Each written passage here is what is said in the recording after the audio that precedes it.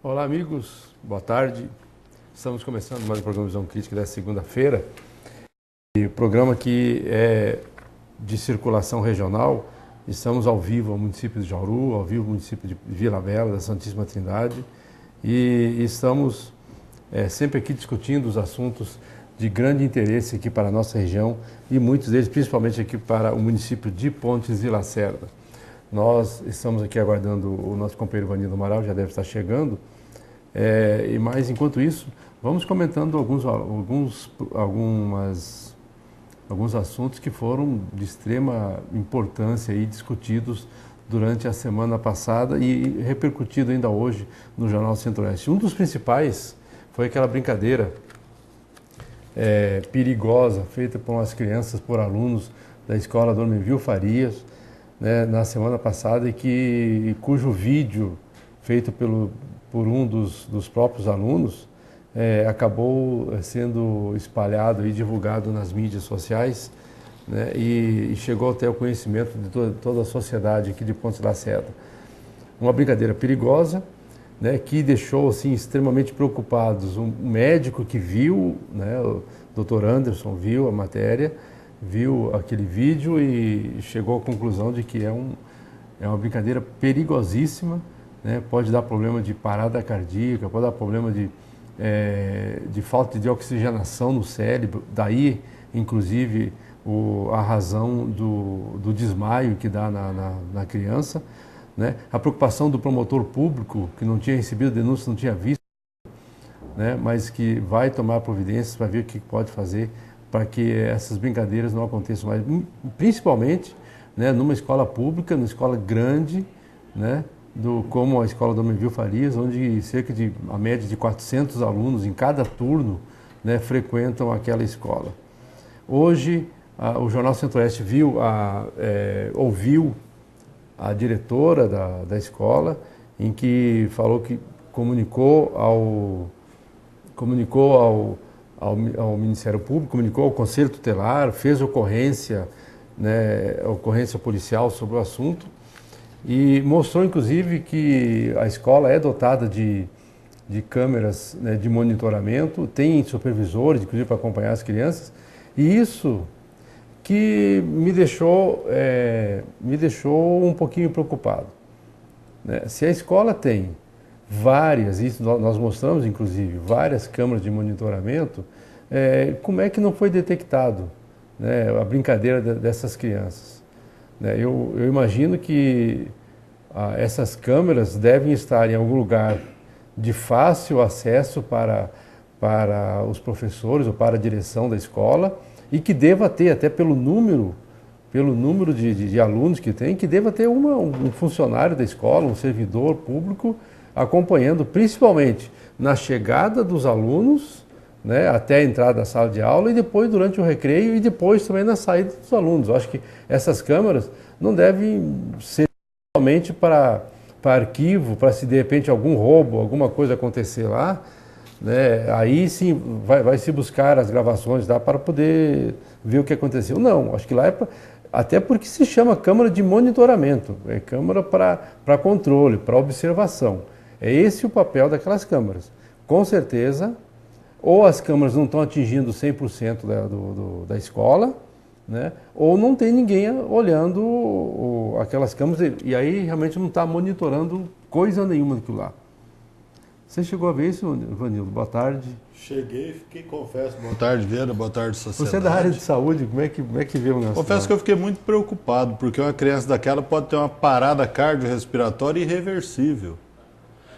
Aquilo é uma técnica de apneia e que não deve ser usado por... Antigamente se usava Sim, são outras situações. Agora, se a pessoa tiver um problema de uma comunicação intra-auricular ou ventricular, ele vai morrer. Até porque não tem nada ali. Sim. Que imagino que a diretora esteja tão preocupada quanto a gente, porque eu a conheço, sei que ela é diligente, o corpo técnico, já dei aula nessa escola, e eles devem estar muito preocupados e com certeza vão tomar a medida que a situação requer. Eu acho. Agora, o que eu fiquei preocupado é assim, tem pais, alguns pais, até falaram conosco, vários, que estão apavorados. Até uma delas, uma mãe de uma menina, falou assim, ó, eu vou lá falar com a diretora, vou ver o que está acontecendo, porque eu sou capaz de bater em todos eles, bater na minha filha e bater em todos aqueles meninos que estão brigando lá. Tamanha a preocupação, né, o carinho, o amor pelo filho é tanto que quando vê um filho brincando uma brincadeira daquelas lá, inconsequente, tá arriscando tudo ali, né?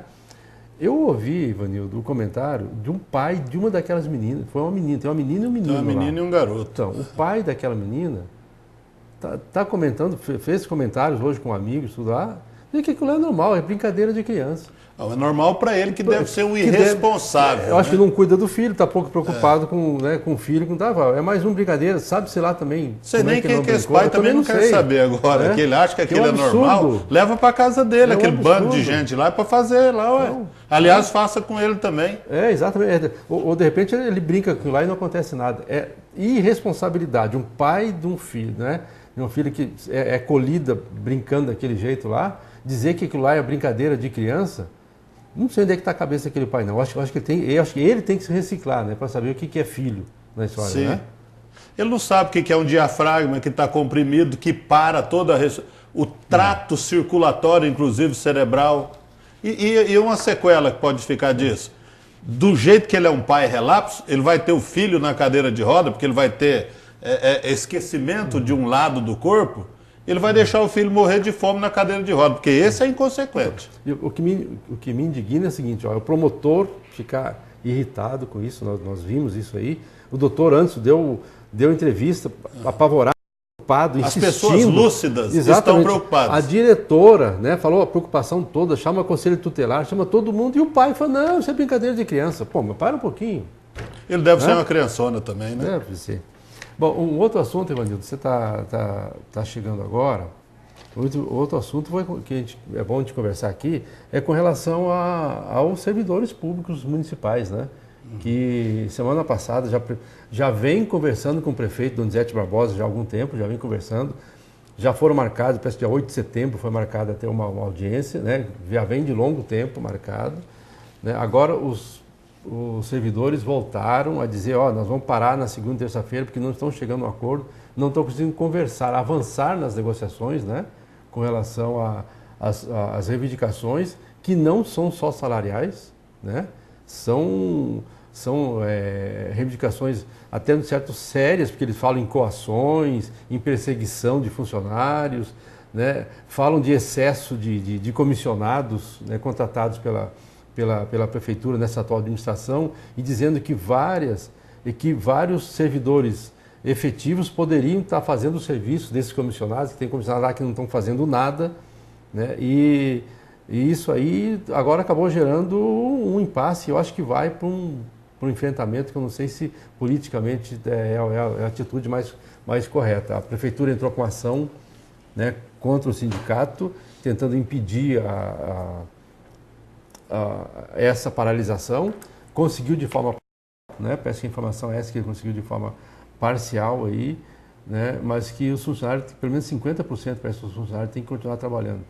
Você já analisou essa situação? Eu tive com uma equipe do sindicato. Não estive com todos, até porque eu tenho discordâncias a respeito de uma pessoa que tem no sindicato, e eu prefiro tratar as coisas com muita serenidade. Primeiro, no atual estágio orçamentário não tem como fazer aumento. Até porque existe um comprometimento de 52% do orçamento em folha. Isso quando 51,24 aciona-se a luz vermelha de periculosidade. Isso posto, nós temos que partir para quê? Uma reforma administrativa, que é o que eu proponho. Tem comissionado demais? Rua. Você tem que priorizar o funcionário concursado. Esse precisa priorizar. E aquele que não é produtivo, instaura-se o competente inquérito administrativo e manda ele para casa dele. Então, isso é que tem que ser feito numa administração séria, numa administração decente. E eu tenho certeza que se quisermos sair da mesmice, Vieira, nós temos que fazer essa reforma administrativa. Porque senão o pessoal vai na Câmara, a Câmara reúne com o prefeito, cobra isso, mas não se resolve. Então nós temos que sair do impasse e passar para o lado prático. E o lado prático é de imediato promover a reforma administrativa. Agora, deixa eu te perguntar uma coisa. Vou fazer uma provocação aqui, inclusive com relação ao prefeito Donizete. O prefeito Donizete, na campanha política, foi enfático que ia fazer melhorias, né? Ia olhar o funcionário público, o servidor público, fez diversas promessas, né? E a impressão que dá é de que na campanha política ele não sabia dos problemas da prefeitura, porque a prefeitura já estava próxima dos 50% lá nessa hora, e eu não sei se, quer dizer, é fácil prometer, será que foi só no auge da campanha política e agora ele está percebendo que não pode fazer nada? Vamos parametrizar aqui. Você já ouviu a palhaçada que é o programa eleitoral agora, das figuras que são candidatos a deputado estadual no nosso estado? Você já pensou uma trupe daquela eleita? Então, as pessoas não sabem como é que funciona a administração. Não conhecem o que é um orçamento, não conhecem os comprometimentos e onde pode haver, de fato, mudanças. Tem um, Ivanildo, desculpa, mas que é muito interessante. Tem um candidato a deputado estadual que quer fazer o mesmo programa Poeira Zero, lá de Cuiabá, quer fazer no estado inteiro, vai fazer asfalto em todas as ruas e avenidas do estado de Mato Grosso. Olha falta de Chegou de tudo, um candidato a governador aqui no nosso município e eu estava na reunião, de frente a Que Bom, eu acho que vocês têm a matéria gravada, e bateu no peito e falou: eu vou asfaltar a rodovia do Matão. Eu sou obrigado a escutar isso. Bom, mas vamos voltar à questão do Donizete. Se nós pegarmos o programa de governo dos prefeitos anteriores, dos candidatos agora que foi o Donizete e o Hilário, era melhor nós morarmos aqui do que morar na Suíça. Porque aqui nós íamos ter tudo.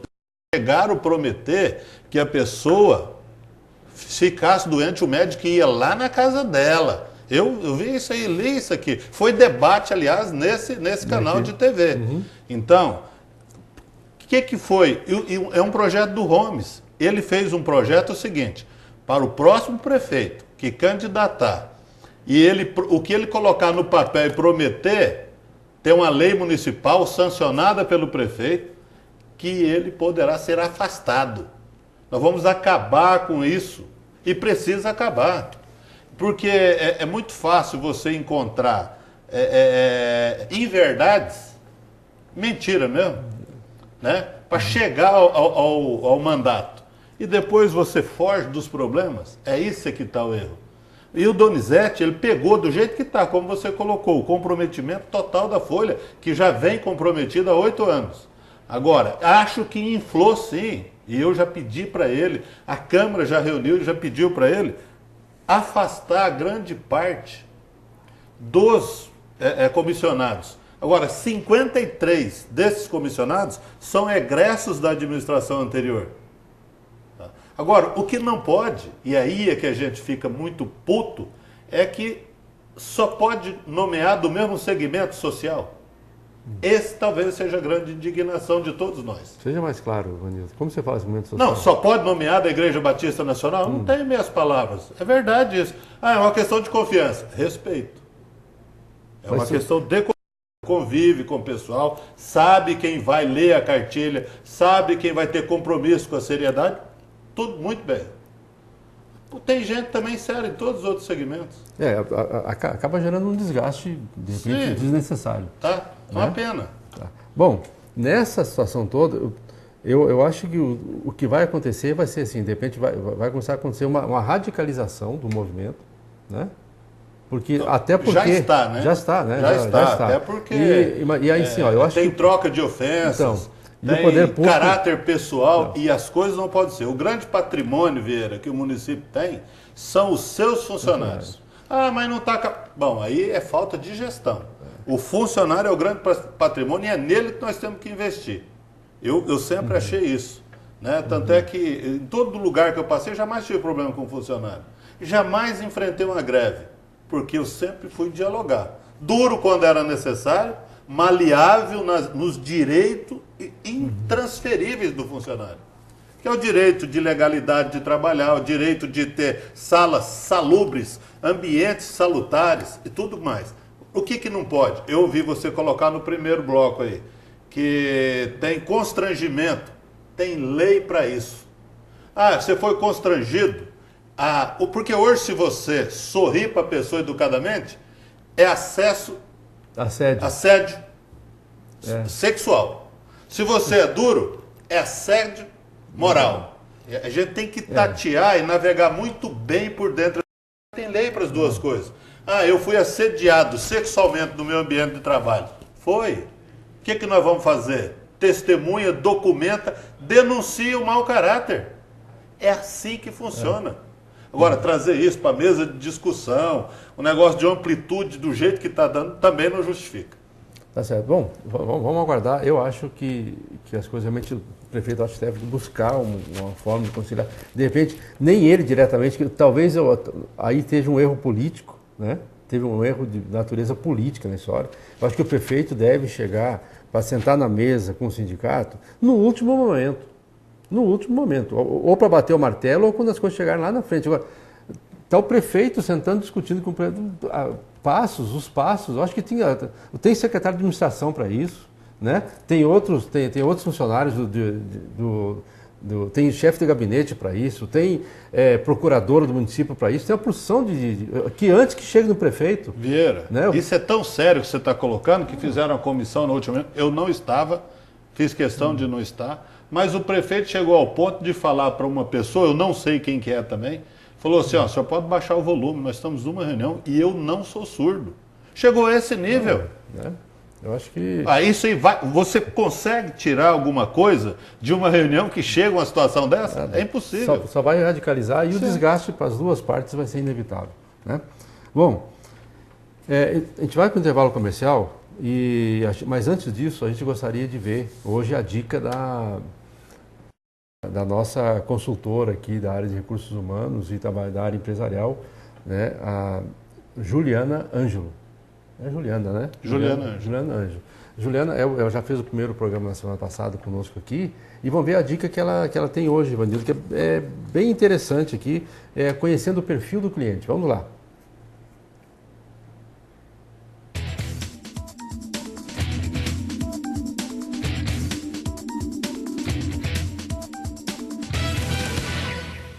Boa tarde! Hoje nós vamos falar sobre conhecer o perfil do seu cliente e aumentar o seu nível de vendas. Quando nós falamos em conhecer o seu cliente, conhecer o perfil do seu cliente, vai muito além de saber o nome, saber quem ele é, de onde ele vem. É saber os hábitos de consumo que o seu cliente tem, o que ele compra, em que quantidade compra, qual o estilo do que ele compra, né? Então, assim, conhecer o perfil é realmente identificar qual produto dentro da sua loja vai se adequar à necessidade daquele cliente. Vou usar um exemplo simples. Supomos que uma mulher entra na loja para comprar uma blusa. Nós sabemos que existem blusas de todos os tipos, mas essa é uma mulher mais conservadora. Se a pessoa que estiver na venda, a vendedora, não se atentar e entender, no ato que a pessoa entrar na loja, fazer uma análise e entender ali, buscar informação em relação ao que ela pode usar, qual seria o gosto e preferência dela, ela vai cometer um grande equívoco. Porque ela pode mostrar inúmeros tipos de blusas, mais esportivas, às vezes blusas mais cavadas, mais joviais, que não é de acordo com o perfil daquela pessoa. E ali vai gerar o quê? Um desgaste. Porque no momento que eu vou na intenção de comprar um produto e me é apresentado outros produtos que não sejam o que eu quero, gera um desgaste e gera a falta de interesse naquela compra. Então é extremamente importante você compreender quem é o seu cliente, o que ele compra e entender o que o seu cliente usa, mas ele não compra de você. Porque isso é fundamental, tanto para você avaliar quais novos produtos você pode trazer para dentro da sua empresa que o seu cliente-alvo vai consumir, assim como você pode entender, dentre todos os produtos que você já dispõe, quais são os que mais saem e assim você poder fazer um investimento maior porque aquele produto é destinado ao seu maior público. Então, é extremamente importante você definir o perfil do seu cliente para programar as suas compras, os níveis de compra, o que vai ser comprado. E também, para quem está na venda, entender o que o cliente consome para você destinar exatamente o produto que ele usa, você poder fazer essa entrega e entender o que você também tem dentro da empresa, dentro da loja, que pode ser oferecido, que ele vai se interessar em consumir. Então, uma dica interessante para vendedor, mantenha uma carteira de cliente, anota o que o seu cliente gosta, se ele tem filho, se não tem, para você às vezes poder oferecer uma novidade na área infantil, enfim. Um meio para ser explorado é muito, existem muitas ferramentas que podem ser usadas. O importante é você entender quem é o seu cliente, o que ele usa e o que você pode vender que ele não usa ainda da sua empresa. E assim você consegue aumentar os seus níveis de venda, atingir ainda mais a expectativa do cliente e fidelizar, porque ele sabe que se ele for no seu comércio, ele comprar de você, ele vai conseguir atingir o objetivo, que é comprar aquele produto que se destina e se adequa ao perfil dele. Então, fique atento ao perfil do seu cliente.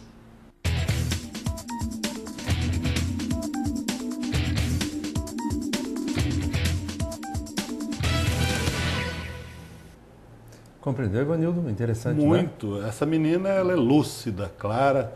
Eu acho que esse programa, ele é inovador, viu, Vieira? Porque quantos cursos já se trouxeram aqui para falar exatamente isso? É muito comum você chegar no comércio, na loja, e você ter que sair procurando o que você quer. Porque a pessoa, às vezes, não conhece o seu perfil, não conhece o seu modo, às vezes, de vida, né? E, às vezes até fica constrangido de perguntar o que o senhor gostaria de... O que eu poderia atendê-lo, em quê? O senhor veio buscar o quê? Né? E ela dá esse perfil com muita clareza. Parabéns pela inovação. Tá certo, a gente vai para o intervalo comercial e já volta.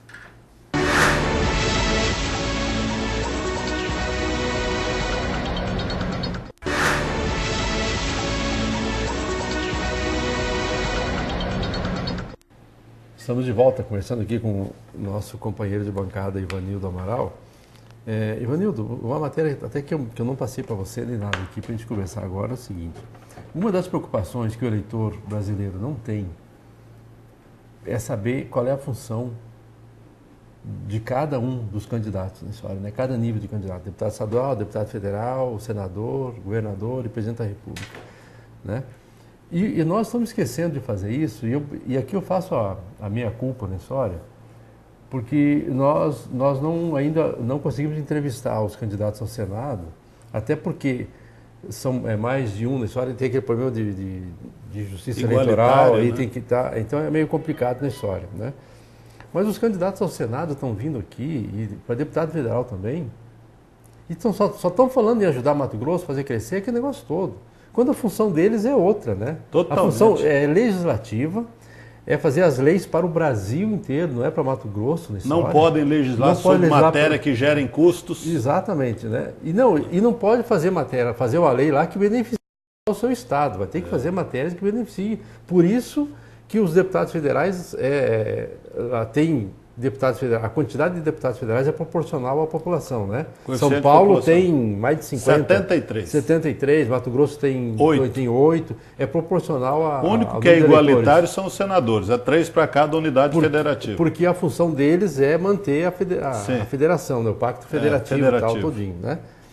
E nesses assuntos aqui, nós não estamos nos atendo aos grandes temas nacionais na história, né? Questão de aborto, né? Questão de união homoafetiva, né? Nós não estamos olhando a questão das drogas. Exploração dos nossos recursos que são exauríveis e que o governo explora. Vai chegar uma hora que isso é finito. Vai acontecer o que está acontecendo com a Argentina. Porque o Brasil não quebrou. Não quebrou porque nós temos recursos naturais. Não quebrou porque a gente é conivente com tudo que está fazendo aí. Dinheiro para a saúde não tem, Vieira? Não tem? Tem. Está sobrando. O problema é que desvia para ajudar a Argentina, desviou para fazer porto em Cuba, desviou para dar dinheiro para esses países aí que nem é democrata e nem é socialista, que fica meia boca. Então, o que acontece é que nós não sabemos votar.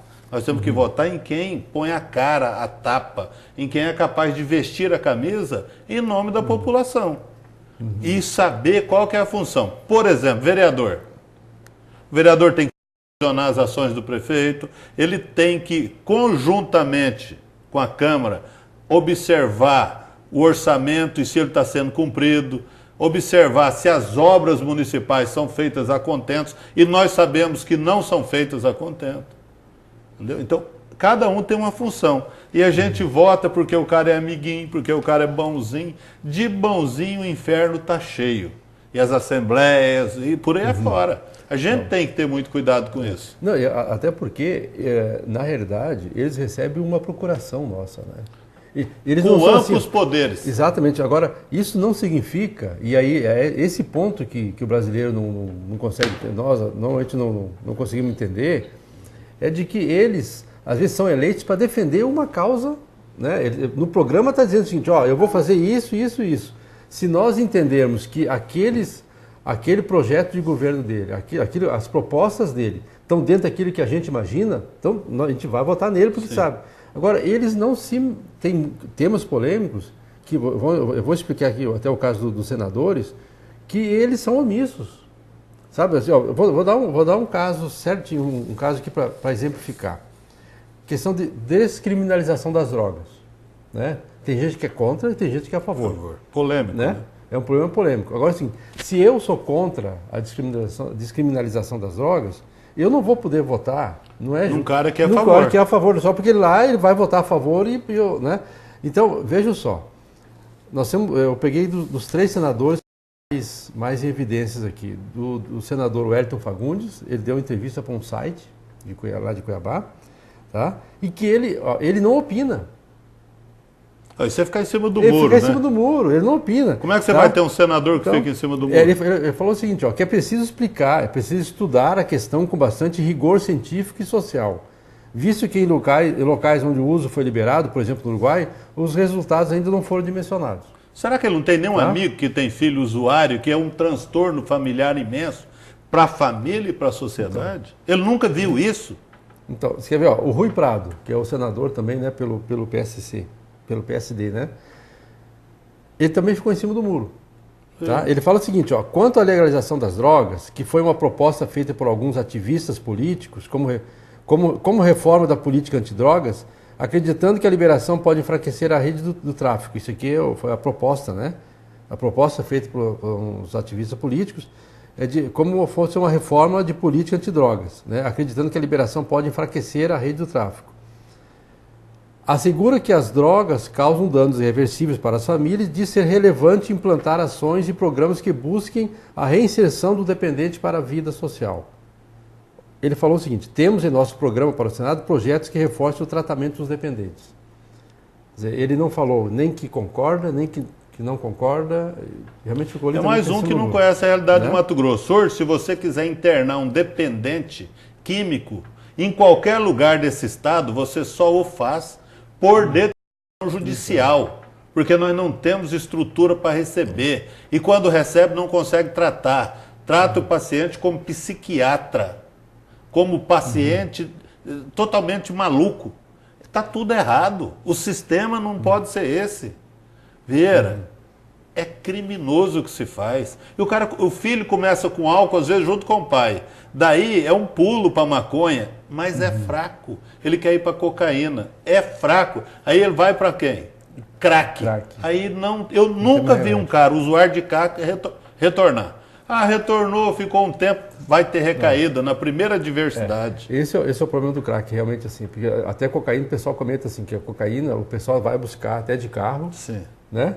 Vai lá consumir lá nas coberturas, nos grandes apartamentos. O crack, a pessoa já fica dependente do crack, ela já fica próximo do consumidor, próximo do vendedor, e do fornecedor, porque ela não tem, ela já não consegue, é tão rápido que ela... Né, o problema é tão rápido que ela não consegue mais sair dali. Ela começa a se juntar, vira uns guetos, né, e aí eles se perdem ali.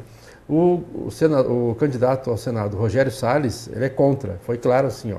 O candidato entende que a descriminalização da maconha seria um erro e que a liberação poderia, inclusive, abrir portas para o aumento do consumo e a futura legalização de outros entorpecentes além da maconha. Já tem meu voto. Né? Porque esse é o grande mal que aflige o mundo moderno, é a droga. Como é que eu vou votar num cara que está em cima do muro ou que é contra? Tá. Então, assim, para não ficar como se nós estivéssemos aqui tendenciando, ó, a favor de um candidato ou outro, nós escolhemos 3 temas. Esse da descriminalização das drogas, outro é a união homoafetiva, tá? E depois sobre o aborto. Tá? Sobre a união homoafetiva, né? O que é isso, Vanildo? A união de pessoas do mesmo sexo. Pode ser mulher com mulher e homem com homem. Independente. Né? O Wellington Fagundes também não opina. Já tá? passa para outro. Então. Tá? Em relação ele fala o seguinte, ó, ele argumenta que, enquanto cristão, ele tem uma opinião particular a respeito do assunto. Já como representante da população, em toda a sua diversidade, entende que é necessária uma ampla discussão. Por isso, ele falou, não vou me furtar de participar desse debate. Né? Deve prevalecer o respeito humano. Rui Prado falou o seguinte, também continua em cima do muro, ó, assunto que ainda divide, segundo ele, assunto que ainda divide a opinião popular. Atualmente é reconhecida a união estável entre casal do mesmo sexo. Essa decisão foi definida por muito custo pelo Supremo Tribunal Federal, que reconheceu a família homoafetiva. Não cabe a mim julgar ninguém, todos nós somos livres para se relacionar com quem quiser. Já o Rogério Salles falou o seguinte, ó, reconhece o casamento entre pessoas do mesmo sexo no Brasil e lembra que já foi declarado legal pelo Supremo Tribunal Federal. Segundo ele, no Brasil são reconhecidos todos, para as uniões estáveis homoafetivas, todos os direitos conferidos às uniões estáveis entre um homem e uma mulher. Vieira, é uma situação que cada um leva a sua vida. Nós somos um país democrático de livre ir e vir. Se o cara é homossexual, ele não é homossexual porque ele quer. Constata-se ser algo inato. Ele pode demorar para sair do guarda-roupa, ele pode... Mas é algo que estamos sujeitos, o meu filho, o seu e todos nós. Agora, é uma opção da pessoa. Num país livre, é perfeitamente factível. O aspecto religioso, isso é relevante. É relevante, não é irrelevante, não, é relevante. Agora, cada um dentro da sua religião tem o conceito que tiver. O que você não pode é ficar drasticamente contra ou a favor. Exatamente. Eu acho que é assim que tem que ser a vida social. Porque tem muita gente que entende até o aspecto religioso, seguinte, você pode até admitir a união estável entre pessoas mesmo. Como é uma sociedade, uma empresa. Sociedade civil. Sociedade civil com todos os direitos e tal, lá, todos os direitos e obrigações que tem lá. Agora, religiosamente, nessa parte, entra a parte do casamento. Né? Sim. O casamento é uma instituição sagrada na história. Né, que a igreja fala, o casamento tem que ser feito entre pessoas de sexo diferente, até porque a procriação é a base do exatamente no casamento. A família foi isso aí. Né? E esse é um perigo muito grande, como aconteceu agora lá no Rio Grande do Sul, quando alguns homoafetivos, seja o nome que quiserem colocar aí, né, pretenderam fazer casamentos num CTG, sim, onde se sabe que a gauchada tem gaúchos que são a tradição, né, o pessoal tudo é família e tal. Quer dizer, aí já não Mas realizou. Realizou, final de semana agora incendiaram o CTG. Mas colocaram até fogo. Tal. Exatamente. Que eu entendo o seguinte, aí já passei provocação, é aquilo que você falou, né? Essa minoria... O que se exacerba para mais ou para menos é que é o problema. Coloca-se numa linha mediana e não vê o problema como sendo dos outros. Hoje é dos outros, amanhã pode ser de cada um de nós. Exatamente. Tá? É isso mesmo. Esse outro tema aborto aí também é complicado. Aborto. O Wellington Fagundes, ele falou que é favorável à vida. Ele deve ter sido favorável ao aborto. Vamos ver aqui. O aborto que chega a ser de 1 milhão por ano, de acordo com o Ministério da Saúde, o deputado tem uma opinião favorável à vida, segundo ele. Afirma, entretanto, que respeitar o modo legal adotado no Brasil, em que há interrupção somente quando a gravidez é resultado de um estupro, né? ou quando oferece risco para a mãe ou o bebê. Né? Contudo, a vida deve ser preservada acima de tudo. Sim, quando tem anencefalia, que é falta de formação de cérebro, ou alguma má formação congênita. Né? Tá certo. Bom, o Rui Prado é contra. Tá? Ele falou que é um desrespeito e uma não valorização à vida. É enfático ao destacar que é contra, além de mencionar que a legislação deve ser cumprida. No ano passado, a Lei Complementar 12.845, de 1º de agosto, foi sancionada pelo presidente Dilma, né? E estabelece como imediato e obrigatório o atendimento às mulheres que busquem a realização de aborto em hospitais da rede pública por motivos médicos e legais. Como, por exemplo, a situação em que a gestante corre risco de morte ou em caso de estupro ou anencefalia, como você comentou. O candidato Rogério Salles, ele defende o atual modelo praticado no Brasil. É contra o aborto também, fala que é uma ilegalidade da prática abortiva. Eu defendo o direito à vida. Caso eleito, Salles afirma que acompanhará de perto essas discussões do Congresso Nacional. Então, você vê, são 3 temas, né, a nível nacionais que os senadores e deputados federais devem discutir, né? Sim, porque eles vão opinar lá. A hora que essa lei chegar, eles vão opinar. E quando você vai para alguém que não tem um conceito, e às vezes tem até preconceito da coisa, como é que você vota num indivíduo desse? Aborto. Aborto é um negócio que é uma interrupção da vida. Eu imagino aí, quando você fala em aborto, vamos colocar aqui o aspecto religioso, o espírito ele chega a virar na vida, porque ele entende, e eu sou fã do espiritismo, sou católico, mas sou fã do espiritismo, até porque não é religião, é um dogma, ele sabe que é um renascimento. E essa pessoa veio um pouco melhor do que ele fora no passado. Tem exemplos, N exemplos aí e tal. Aí o católico é contra, todo cristão é contra o aborto. Você não vê uma igreja que não seja contra. Porque é a interrupção do bem maior do ser humano, que é a vida. Agora, esse número aí é uma mentira, né? Falar que tem só 1 milhão de abortos no...